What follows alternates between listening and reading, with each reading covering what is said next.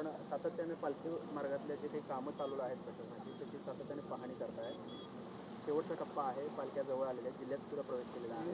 काय एकंदरीत आढावा घेतलेला आहे? आपण पाहतोय की पालखी आता सोलापूर जिल्ह्यात येऊन आता पंढरपूरच्या दिशेने येते. आज 21 तारीख आहे, उद्या 22 आहे. 23 तारखेचा मुक्काम आपल्या वाखरीमध्ये होईल आणि त्यावेळी सगळ्या वारकरी बांधवांचं स्वागत करण्यासाठी वाखरीचा पालखी तळ सज्ज असावा म्हणून आमचं प्रशासन आणि शासन खूप ताकदीनं काम करते.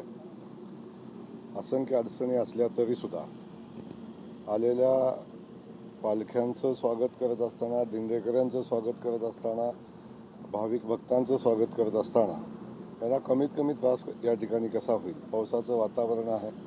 या वातावरणामध्ये पावसाशी सुद्धा लढण्यासाठी आमचा पालखी तळ आता सज्ज झालेला आहे. पण शेवटी नैसर्गिक पाऊस पडतो, त्याला कृत्रिम उपाययोजना आपल्या सगळ्या पुऱ्या पडतील असं नाही. परंतु प्रयत्न तर आपला असा आहे की सगळ्या वारकऱ्यांचं स्वागत करत असताना या पालखी तळावर कमीत कमी सुविधा व्हावी, सगळ्या सुविधा मिळाव्यात आणि खूप मोठ्या उत्साहानं आमचा वाखरीचा पालखी तळ आणि खास करून पंढरीची नगरी आता ज्ञानोबारायांचं, माऊलींचं, तुकोबारायांचं आणि सगळ्याच पालख्यांचं, संतांच्या पालख्यांचं स्वागत करायला तयार आहे. 22 तारीख आहे, मुख्यमंत्र्यांचा वाढदिवस आहे. पालखी मार्गात पालख्यांमध्ये वाढदिवस साजरा करणार अशी चर्चा आहे. काय आहे अशी एक चर्चा आहे. ठाकूर भुवनचं रिंगण पाहणार आहे. तुम्ही जसं ऐकून आहे तसं मी पण ऐकूनच आहे. त्यामुळं आपल्या सगळ्यांना माहिती आहे की माननीय मुख्यमंत्री महोदयांनी हे पंढरीचे भक्त आहेत, माऊलींची, तुकोबारायांचे भक्त आहेत आणि खास करून वारकऱ्यांचे भक्त आहेत आणि आपला वाढदिवस वारकऱ्यांच्या सोबत व्हावा असं वाटणं साहजिक आहे. शेवटी निर्णय माननीय मुख्यमंत्री महोदयांचा आहे. परंतु नक्की वारकऱ्यांना आवडेल की माननीय मुख्यमंत्री महोदयांचा, ज्या मुख्यमंत्री महोदयांनी त्यांच्या मार्गातले सगळे अडथळे दूर करून या पालखी मार्गाचा प्रवास वारकऱ्यांचा सुखकर व्हावा, आनंददायी व्हावा म्हणून सातत्यानं प्रयत्न केलेले आहेत. आणि खास करून पंढरीची नगरी आता एक ग्लोबल तीर्थक्षेत्र म्हणून पुढे येत असताना जागतिक दर्जाचं तीर्थक्षेत्र बनवण्याचा निर्णय माननीय मुख्यमंत्री महोदयांनी घेतलेला आहे. तेव्हा इथली जनता, वारकरी प्रचंड मोठं प्रेम माननीय मुख्यमंत्री महोदयांच्यावर करते. मुख्यमंत्री महोदयांना असा आशीर्वाद तर आहेच, पण प्रत्यक्ष आशीर्वाद द्यायला त्यांना आणखीन आवडेल. त्यामुळं आपण अपेक्षा धरूया. 2 दिवसापूर्वी 5 लाख भाविक राहतात. आपण त्यांच्यासाठी यंदा नवीन घाट चंद्रभागेच्या पहिल्या तीरावर विकसित केला. 3 दिवसापूर्वी तुम्ही पाहणी केली. 5 लाख भाविकांची पायपीट असणार आहे. काय कल्पना आहे? आपण पाहतो की सगळ्याच वारकरी भक्तांचं जेव्हा स्वागत होतं, चंद्रभागेमध्ये जाऊन स्नान करावं, चंद्रभागेला जाऊन चरणस्पर्श करावा, अशा सगळ्या भाविक भक्तांची अपेक्षा असते. मी प्रशासनाला, खास करून कलेक्टर महोदय आणि आमच्या सगळ्याच प्रशासनाला मी मनापासून धन्यवाद देईन की त्यांनी आता एवढ्या मोठ्या संख्येनं भाविक येतात. यावर्षीचा आकडा तर माझ्या हिशोबानं 30-32 लाखापर्यंत जाईल अशी परिस्थिती आहे. अशावेळी या सगळ्या भाविक भक्तांना चंद्रभागेमध्ये स्नान करता यावं, चंद्रभागेचं दर्शन घेता यावं म्हणून खूप मोठ्या प्रमाणावर घाट विकसित करण्याचं काम केलं. 65 एकर आपलं जे मैदान आहे त्या ठिकाणी 7 ते 8 लाख भाविक मुक्काम करतात, त्या ठिकाणी असतात आणि त्यांच्या स्नानाची व्यवस्था चंद्रभागेमध्येच दुसऱ्या बाजूनं दुसरा घाट बांधून कसं करता येईल अशी व्यवस्था प्रशासनानं करण्याचा प्रयत्न केला आणि मला वाटतं त्यात खूप मोठं यश आलेलं आहे आणि त्या ठिकाणी भाविक मोठ्या भक्तिभावानं चंद्रभागेमध्ये स्नान करतील. मी वारकऱ्यांना, भाविकांना तर वारीच्या शुभेच्छा देत असताना प्रशासनाचं कौतुक करेन की त्यांनी या सगळ्या गोष्टी सहजपणे करण्याचा प्रयत्न केलेला आहे. गर्दीचं उत्तम विकेंद्रीकरण होईल. 2 दिवसापूर्वी वाखरी तळावर प्रचंड असा चिखल होता आणि 2 दिवसात इथलं चित्र पालटलंय. काय प्रशासनाला सूचना देऊन एवढं काम करून? नाही, इथं असलेला प्रत्येक प्रशासनाचा माझा सहकार्य आहे. आम्ही सगळ्यांनी एक टीम म्हणून काम करायचा निर्णय घेतला. ज्या ज्या अडचणी आमच्या या व्यवस्थेमध्ये येत आहेत त्या सगळ्या अडचणी सोडवण्याचा प्रयत्न आम्ही करतोय. खास करून कलेक्टर महोदय असतील, CEO असतील आणि खास करून आता PWDच्या एसींचं मी मनापासून कौतुक करेन की त्यांनी खूप मोठं काम आता केलं. टार्गेट होतं की आम्हाला 3 दिवसात हे सगळं काम करायचं होतं. त्यांनी 3 दिवसाच्या आत सगळी व्यवस्था उभी केली आणि कार्योत्तर मान्यतेला अधीन राहून त्यांनी या ठिकाणी हे काम करण्याचा प्रयत्न केलेला आहे.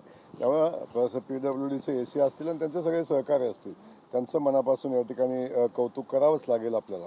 खरं तर हायटेक वारी आहे असं म्हणावं लागेल, कारण आपण पाहतोय पूर्ण पालखी मार्गावरती जर्मन हँगर असतील, वेगवेगळे विविध कमानी, ह्या खरं तर खूप आकर्षणाचं केंद्र ठरत आहे. आणि त्याचबरोबरीने रस्त्यामध्ये सर्व संतांचे अभंग सुद्धा लावण्यात आले. हे नवीन आणि ही नवीन कल्पना आहे, कशी सुचली आणि काय याबद्दल सांगा. अरे हा वारकऱ्यांचा महाराष्ट्र आहे.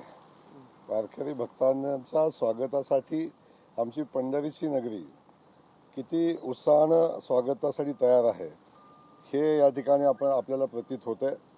आपण बघितलं असेल, नगरपालिका प्रशासन असेल, जिल्हा प्रशासन असेल, शासन असेल, इथला नागरिक असेल, इथले सगळे लोक असतील, हे सगळेजण वारकऱ्यांच्या स्वागतासाठी सज्ज आहेत. आणि ज्या ज्या सुविधा वारकऱ्यांना देता येतील ते देत असताना त्यांच्या स्वागतासाठी जे जे व्यवस्था करता येईल ती व्यवस्था करताना आपण बघतोय. त्यामुळं वारकऱ्यांचं या ठिकाणी यावर्षी अनोख्या पद्धतीनं स्वागत या ठिकाणी होताना आपण पाहतोय. पंढरीच्या नगरीमध्ये प्रवेश करताना आपण पंढरीत आल्याचा भास पहिली कमान बघितल्यावरच होतो, परंतु पुण्यापासून आपण बघतो की पालख्यांचं स्वागत करत असताना खूप सुंदर अशा स्वागत कमानी लागल्या आणि त्याचं कौतुक आज अख्ख्या महाराष्ट्रामध्ये आणि देशामध्ये होताना आपण सगळेजण पाहतोय. शेवटी आमचं कर्तव्य आहे की आपण आलेल्या सगळ्या भाविक भक्तांना सोयी सुविधा देत असताना आम्ही त्यांच्या स्वागतासाठी सज्ज आहोत हे या ठिकाणी जाणवलं पाहिजे आणि ती सगळी व्यवस्था आम्ही करतोय. वारकरी हात घ्यायची खरं तर आपण ही घोषणा केली होती आणि आजच आपली जिल्हाधिकाऱ्यांनी शारीरिक क्षमता नसणाऱ्या वयोवृद्ध 2 ते 3 भाविकांना थेट दर्शन घडवून आणले. खऱ्या अर्थानं वारकरी हा VIP चढवून दिले. काय त्यांच्याबद्दल नाही, आपण समजून घेतलं पाहिजे की अगदी आम्ही राजकीय नेते असलो, आम्ही किती मोठे मंत्री झालो, आम्ही मुख्यमंत्री आमचे आदरणीय देवेंद्र फडणवीस साहेब आहेत आणि आमच्या सगळ्यांच्या पेक्षा मुख्यमंत्री महोदयांची भावना आहे की वारकऱ्यांना वेळेत दर्शन झालं पाहिजे, त्यांना कमीत कमी त्रास झाला पाहिजे. तेव्हा वेळ पडली तर आपण त्याग केला पाहिजे आणि त्याग करणं काय आम्ही मेहरबानी करत नाही. माझं म्हणणं आहे की वारकरीच हाच आषाढीच्या एकादशी किंवा पंढरीमध्ये वारकरी हाच आमच्या दृष्टीने VIP आहे आणि त्याचं VIP दर्शन झालं पाहिजे. ह्या सूचना माननीय मुख्यमंत्री महोदयांनी दिल्या, त्या सूचनांचं तंतोतंत पालन आम्ही करतोय आणि ते करत असताना माझ्या सगळ्या मंत्रिमंडळातल्या माझ्या सहकारी बांधवांना मी मनापासून त्यांचा धन्यवाद देईन आणि त्यांना विनंती करेन की आपण सगळे मिळून वारकऱ्यांचे भक्त आहोत, विठुरायाचे भक्त आहोत. सगळ्यांना वारकऱ्यांची सेवा करायची आहे, विठुरायाची सेवा करायची आहे आणि खऱ्या अर्थानं ती सेवा कधी होईल जेव्हा वारकऱ्यांना कमीत कमी त्रास होईल, वारकऱ्याला आपल्यामुळं आनंद मिळेल, तेव्हा खऱ्या अर्थानं सेवा होईल. नाना पटोले थोडे नाराज आहेत. इव्हेंट खूप आहे असं वाटतंय त्यांना, एवढे सगळ्या सोयी सुविधा दिल्या नंतर. आता कोणाला काय वाटतंय हा ज्याचा त्याचा प्रश्न आहे. त्यांनी काय बोलावं हा त्यांचा विषय आहे. शेवटी आपली आपली बौद्धिक क्षमता असते, त्याप्रमाणे ते आपलं अनुमान काढत असतात. त्यांनी अनुमान काढले ते त्यांच्या बौद्धिक क्षमतेनुसार काढलेलं आहे. नाना पटोले साहेब माझे मित्र आहेत, त्यांचं मी पंढरीच्या नगरीमध्ये मनापासून स्वागत करेन. पंढरीचं दर्शन घ्यावं आणि इथं आल्यानंतर आपण पाहावं की वारकऱ्यांच्यासाठी सुविधा आहेत, कुठल्या नेत्यासाठी नाही, इव्हेंटसाठी नाही, कुठल्या गोष्टीसाठी नाही. आणि आपण सगळेजण पाहत असाल, जयकुमार गोरे पालकमंत्री म्हणून काम करत असताना कलेक्टर महोदय असतील, माझे CEO असतील, आमचे सगळे अधिकारी असतील, यांचा कुठेही बोर्ड दिसणार नाही, यांचं कुठेही स्वागत कमान दिसणार नाही, यांचं कुठेही नाव गाव दिसणार नाही. त्यामुळं इव्हेंट असता तर आम्ही आमचेच फोटो लावले असते, आमची नावं लावली असती आणि आम्ही इव्हेंट केला असता. याच्यामध्ये कुठल्याही इव्हेंटचा विषय नाही. आम्ही लोकांची सेवा करणं याच दृष्टिकोनातून काम करतोय. त्यामुळं भगवंतानं त्यांना चांगला विचार करण्याची शक्ती द्यावी. ओके. भाऊ, एक दिल्लीमध्ये खरं तर विद्यार्थ्यांचं आंदोलन सुरू आहे आणि तिथे काल काही प्रमाणात लाठीचार्ज झाला, काही अश्रुधुराच्या नळकांड्या फुटत आल्या. काय नक्की विद्यार्थ्यांना आपला सल्ला असणार आहे, काय एकंदरीत परिस्थिती? नाही, विद्यार्थी बांधवांचा काल आंदोलन आपण बघितलं. शेवटी देशाची सर्वोच्च व्यवस्था संसद आहे आणि संसदेकडे आंदोलन जात असताना काय घडलं असेल तर तुम्ही दोन्ही बाजूनं सांगेन की विद्यार्थ्यांनी संयमाने गेलं पाहिजे. शेवटी देश आपला आहे आणि या आपल्या देशामध्ये त्यांचे अधिकार आहेत, ते अबाधित आहेत, राहावेत, ही भावना आपली आहे. तर आंदोलनाच्या बाबतीत माझं एवढंच सांगणं आहे की नक्की सरकार त्यांच्या आंदोलनातल्या मागण्याचा विचार करेल आणि त्यांना सरकार आश्वस्त करेल.